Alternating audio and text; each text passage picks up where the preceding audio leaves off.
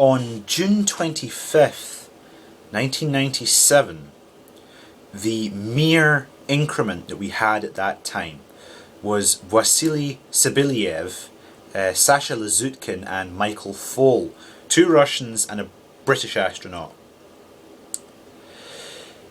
They were on that day using a new remote control system to manually fly a Progress cargo ship into a docking with the Mir space station.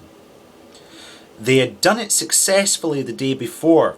This Progress had had all its supplies used up. They'd filled it up with their rubbish and were going to the next day re-enter it into the Earth's atmosphere to burn it up. Now, their operations with docking this thing using the manual remote control system the day before had been successful, but absolutely plagued with problems. The uplink between the remote control system and the Progress cargo ship was faulty, to say the least. It could not handle both the radar telemetry from the Progress and sending the video images from the camera that we had on board. So on the second day of operations, the Russian Space Agency told Vasily, who was the guy who was actually flying it as the other 2 were off doing their own experiments, they told Vasily, right, you're going to do it again today.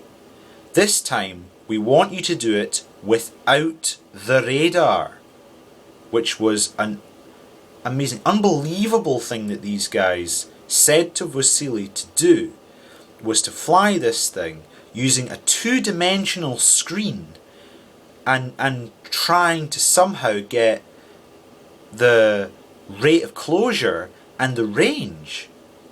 So as Vasily was flying this thing, he realized that it was coming in a bit too fast. He called down to Sasha and Michael, who were down below him. He was in the central module and they were down this tunnel. Vasily called on them to help him try to work out where this Progress was and what it was doing. So they basically went out to try and look out a window to see what this thing was doing, using laser pointers to get its range and velocity away from the Mir space station. And it took Michael and Sasha a few moments to locate this thing and to get their pointers on it. And Sasha was getting, Vasily was getting quite impatient because he didn't know what this thing was doing. He was supposed to be flying it. He couldn't really see Mir from the television screen. It was a black and white television unit, and Mir is bright white against the white clouds. Very, very difficult for him to spot the station from 300 feet away, which the Progress was. So Vasily, noticing that this thing was coming in too fast, fired the Progress's braking rockets using the control system. It did not slow down. The rockets fired. It didn't slow down.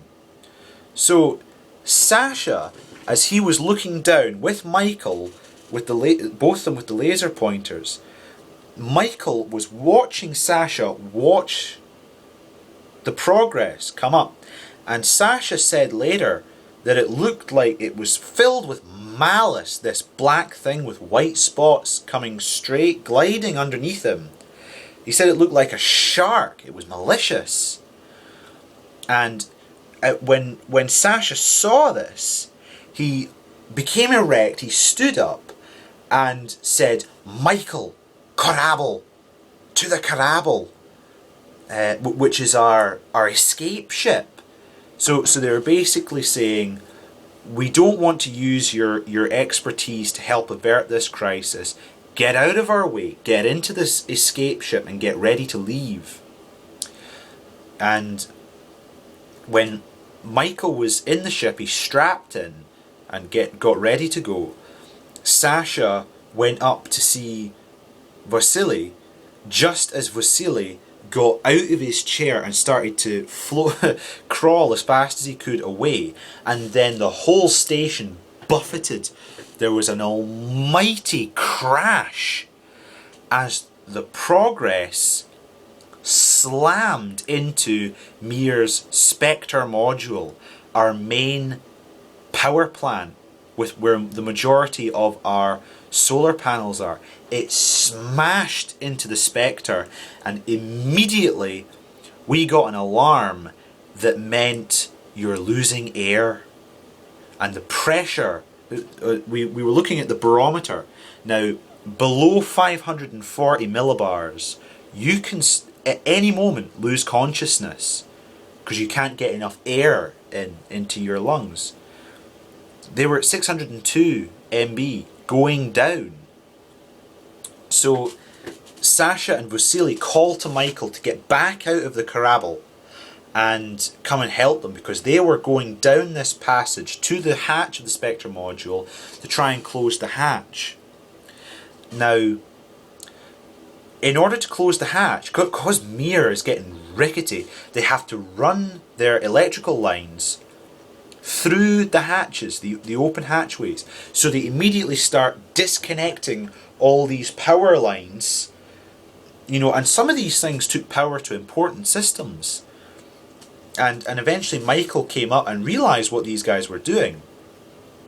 And so one of the wires one of the cables that they pulled out in order to close the door was the cable that took power from our Spectre power plant to Mir's thrusters.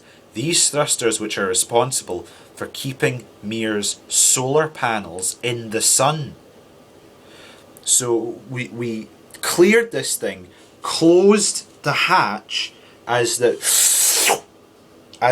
air leak stopped suddenly. We're okay, but now we have no control over Mir. Mir starts uncontrolled counterclockwise spin, and the solar panels go out of the sun.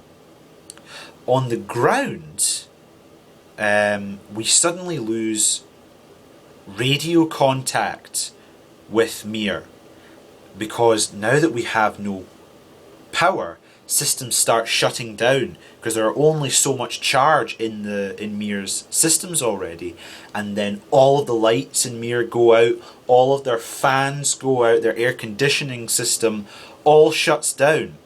And Michael said that for the first time in his increment, the only time in his increment, he was in a completely silent and still Mir. The only thing making a sound was their breathing. And the interpreters on the ground just calmly looked up at Michael's backup crew, 2 American astronauts, and the interpreter said they hit something. And the Americans all thought, oh, have they just hit their hands with a hammer or something? It wouldn't be that difficult. And then we think, well, what did they hit? And they said, well, the Progress just hit the space station. And when that happened, everyone went quiet, because they know that these guys' chances of survival are very, very low. Back on Mir, Michael, Vasily and Sasha are now out of radio contact with Moscow.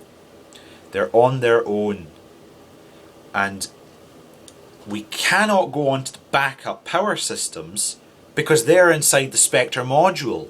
So we have to go on to the backup reserve power systems that need time to heat up. So for 20 minutes, as we were heating up these power cells, we had no idea if Sasha, Vasily and Mike were all still alive. They could be dead. We just don't know. And eventually we got these backup fuel cells, these batteries, to work, and we managed to get some sort of control back over the station. We managed to turn it. We have just enough power to turn Mir into the sun so that we can get comms with Moscow again and they can tell us what to do. Spectre was sealed off for the rest of Mir's life. After the collision, Mir is doomed. It never regained full control again. After Mike left, it was the Americans were very, very cautious about sending astronauts up there again. Even the Russians became suspicious of the space station. The last space shuttle, when Discovery left Mir on STS-91, they took pictures of the Spectre module and see this huge amount of damage to the solar panels, and it's obvious that Mir is going to die.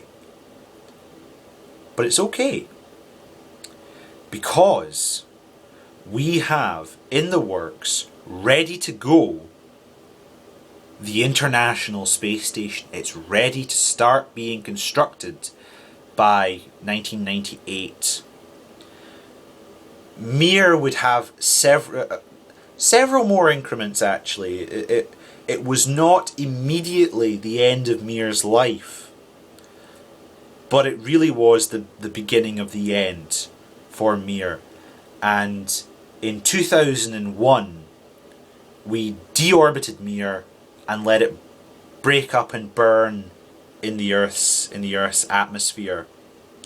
And that was unfortunately the end of Mir. And it was that collision that said that, you know, we really can't fly this thing anymore. It was not put together very well, and it was not looked after very well. But now we have another opportunity to build a modularized space station on an international scale and do it properly this time. This is the start of the ISS.